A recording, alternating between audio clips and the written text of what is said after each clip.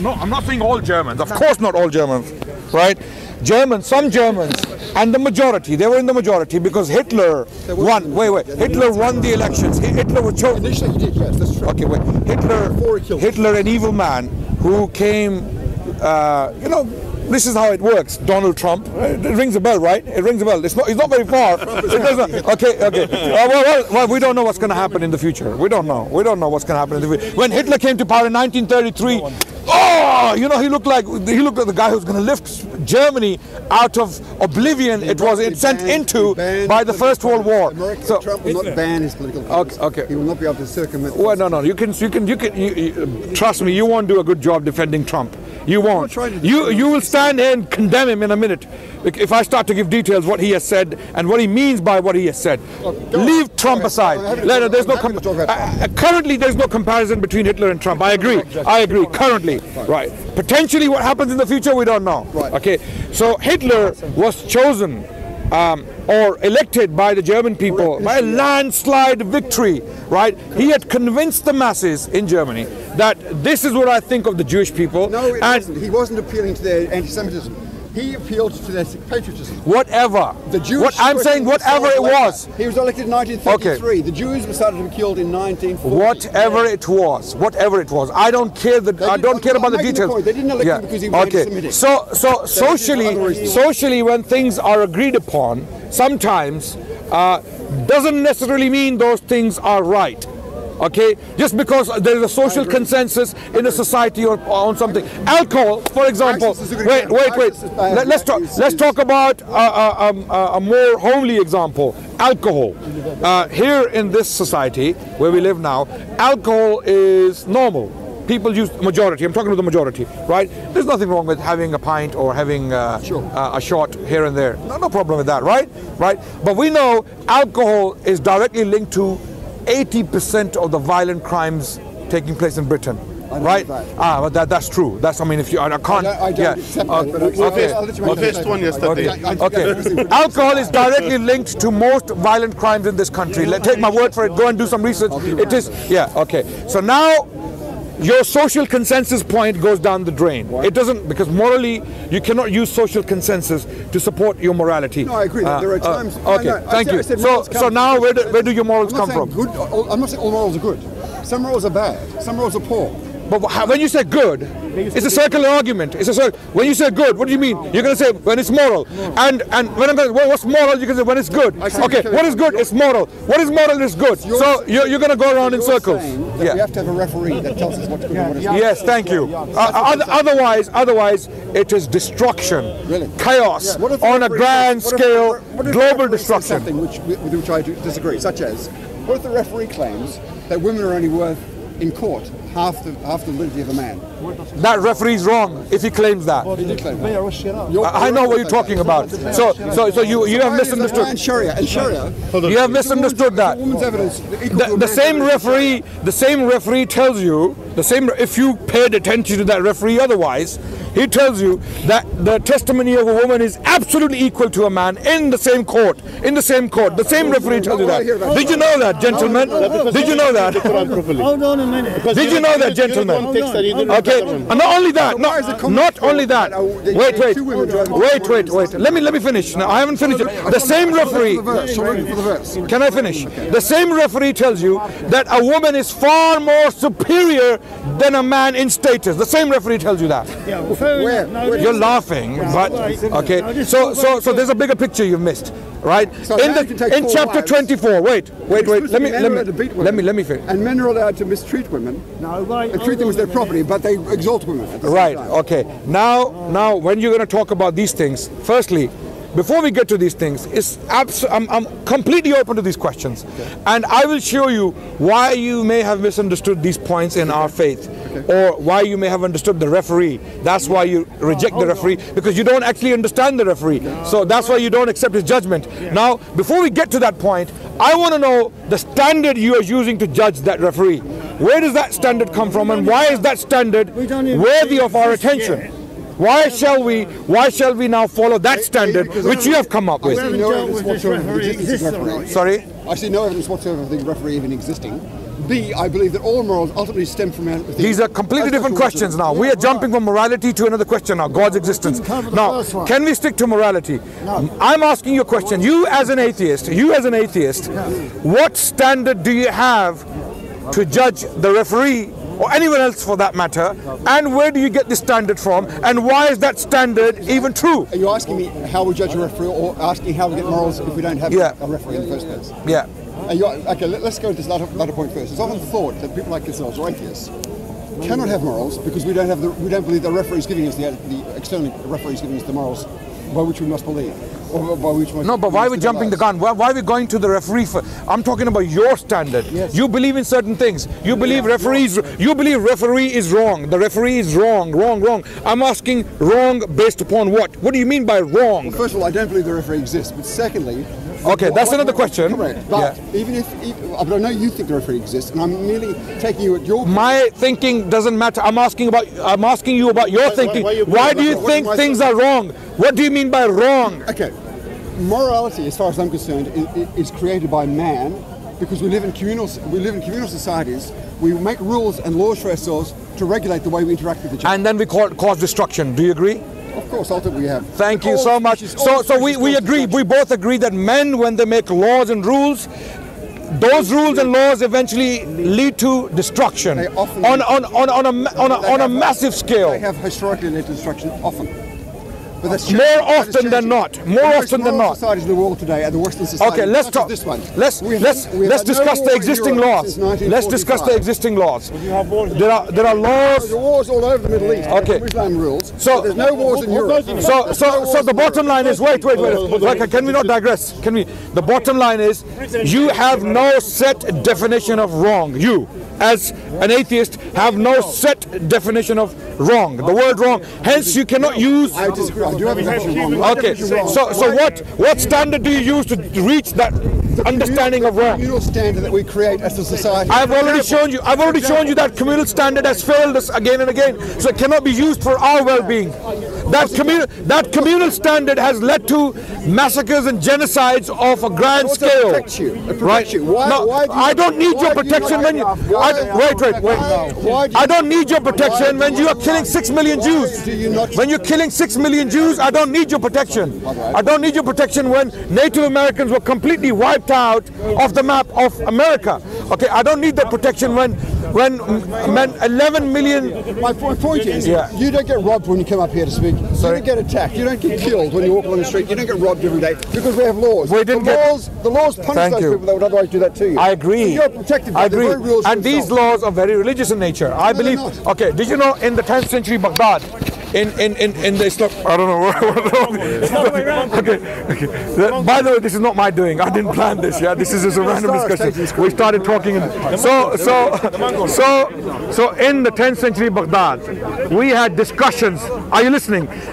Between atheists, Christians, Jews, so-called heretics, and Muslim theologians, having debates between each other in a perfectly harmonious society, coexisting with each other, and no problems. No one's torturing them.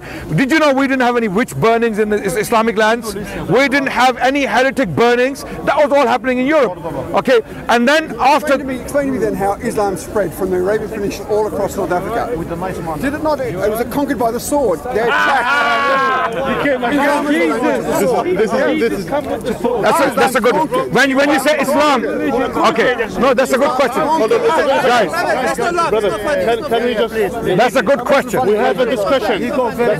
That's a good question. We have a discussion. That's a good question. How did Islam spread from an Arabian settlement called Mecca to places like China and southern France? How did that happen? Okay, when you ask me how did it spread, Islam had at least two kinds of spreads. One was territorial, right, and one was religious. How did Islam spread as a religion is a separate question to how did Islam or Muslim empire spread. The distinction between the two. Now, there is a distinction. What is the distinction? Distinction is that Muslims took the land by force, no doubt. I'm telling you categorically. I'm not one of those people who's going to run and hide and be apologetic about our history by force. The Muslims, early Muslims, fought the Byzantines and the Persians and the Chinese in some cases and the North Africans and Spanish King Roderick, because they believed that these empires and kingdoms are absolutely oppressive. And why was the spread made so fast? What happened? How did it happen so rapidly? Some historians. Let me finish. No. The Arabs didn't have any nuclear weapons or tanks or Scud missiles or drone. Okay. So the Arabs. Wait. No, they were not. Have you? I mean, again, this is an area where I have thoroughly studied the spread of Islam, the early Islamic expansion or the early Islamic conquest. There are people like Carol Hillenbrand who has written on this extensively. She stated that the Arabs had no special weapons to conquer the Byzantines and the Persians simultaneously, the largest standing armies on the planet. The Arabs had no special weapons. One of the reasons historians forward for this rapid expansion of the Arabian Empire is that these empires were very oppressive, and the masses, the people on the land, the peasants, supported the expansion. They came out to help the Arabs. They welcomed them as liberators. This happened in Syria, this happened in Egypt, this happened in Persia, this happened in North Africa, this happened in Spain. When Tariq bin Ziyad landed on Spanish territory, the Jewish people, out of all, the Jewish people came forward to welcome them as liberators. So this is how the expansion was facilitated. This is the Jews have changed their opinion in Islam since. Since when? Wait. That's a very good question. Since when? Since when? Since the conquest of Spain. You said they. No, sir. For over 1,000 years. This is where I love the park, because here we get some education, right? A lot of people come with misconceptions in their minds, and then they get some education, and in return I get education. I get taught by many people here. I come with misconceptions and I'm corrected so many times. This is why I love the park. Jewish people for over 1,000 years, listen to me carefully, 90% of the Jewish population of the world lived under the protection of Islam for over 1,000 years. Who says so? A Jewish historian called Bernard Lewis in his book The Jews of Islam. I'm not saying this. The Jewish golden age was in Spain, in Al-Andalus, what they call the ornament of the world, okay, where the Jewish people were writing in the Arabic language, in the Hebrew alphabets, the characters, the alphabets were Hebrew, but they were writing in the Arabic language. Like Maimonides, he wrote in the Arabic language, a guide for the perplexed. He wrote this book. So major Jewish scholars and academies, you know, the oldest academy, Jewish academy in the world, where it was in Baghdad, in Iraq, Babylonia. The Jews existed in Iraq for as late as 1940s. After the creation of Israel, the relationship went sour. Things went sour. People, you know, Muslims, because of Palestine, they started to have, you know, and then the Jewish people, some Zionists hijacked the Jewish religion for their cause. So these are political issues. Historically, anti-Semitism was only a modern phenomenon. It didn't exist. Anti-Semitism is a European phenomenon. It's a Western phenomenon. No, it's not an Islamic phenomenon. I'm sorry. This is what we. Anti-Semitism is a European. Anti-Semitism existed in Europe from the day one. Jews were accused of dicide, which means killing of God. Okay, so Jews were accused of that, repeatedly tortured. The books were burnt throughout the Middle Ages. They were banished from England by Edward I, and then from France, and then where did they go? The question is, where did they go? They went to the Muslims. They went to Spain, and afterwards, when they were expelled by Ferdinand and Isabella in Spain, they went to the Ottomans. So a large Spanish Jewish community ended up in Jerusalem or in Salonika, and even in Morocco. So Tunisia, Morocco, everywhere. Yes. So the point is, your point, you know, you have a misconception about our history. Islam. No, I asked you how Islam spread. You said it spread territorially as distinct from religiously. Yes. Now you're saying so the religion of Islam. You say you conquered lands, yes. Yes. But you were welcomed as liberators, and you persuaded the local population to take the religion. How do I know this? Muslims were in power in Egypt for until now. Okay, since Muslims took Egypt, it has been in their hands, right? the oldest Christian community in the world, arguably, is the Coptic Christian community. Muslims were absolutely able to, any time in their history, force the entire population into Islam. They didn't do it. The oldest churches in the world are in the Muslim world. They were not demolished, right? That's because what is now the Muslim world, the Middle East, was originally the Christian world. Thank you, but it has been the Muslim world for the last time. Even the Crusades, which Muslims are very fond of quoting as aggression by the West against Islam, that was all they were doing was trying to reclaim Jerusalem, which had been taken from them by the Arabs in the first place. So Islam had conquered Jerusalem, so the Crusades were a response to that. When did Islam conquer Jerusalem? Of course they did. When? What, in the 9th century or the 10th century? No, sorry.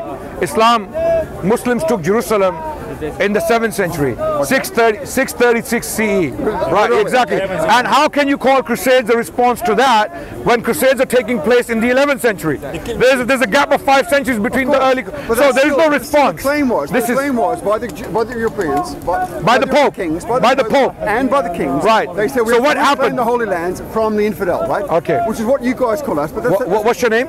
Greg. Greg. Yeah. Greg. When the Crusaders came into the Middle East, you know what happened? What happened in Jerusalem? The Jews fought them. The Muslims fought them, and the Middle Eastern Christians fought them because they saw them as barbarians who have come to disrupt the peace. Sorry? Yes. Yes, they fought. Armenian Christians fought against the Crusaders because they had a perfectly harmonious existence with the Muslims. Muslims are not, the Holy Sepulchre. The Holy Sepulchre. Saladin had generals of Christian generals. And again, all of these things. I am surprised that an intelligent man like yourself hasn't been able to so far study the history of Islam thoroughly to see this side of the picture. Okay, what you see, I don't blame you. What you see on the media, a bunch of Islamophobes going around, including atheistic activists. Some of these atheist activists who put up videos, Richard Dawkins, Sam Harris, Christopher Hitchens. Okay. I love Richard Dawkins. I love Christopher Hitchens. So you agree with Sam Harris when he said that we should preemptively nuke the Muslims? No, he never said that. What did he say? What did he say? Shall I read what he said? Okay. What did he say? What did he say? But if he said it. Read Sam Harris. But if he said it.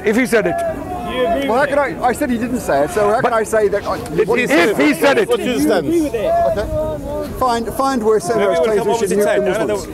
He said preemptively we should nuke the Middle Eastern countries. Find me a quote that he said that. If he said it, Sam Harris on nuking the Muslims. It's very easy. Google, Master Google. Hillary Clinton, she said she wants. Sam Harris is a voice of reason in a sea of. Let's see how reasonable he is. Sam Harris on nuking the Muslims.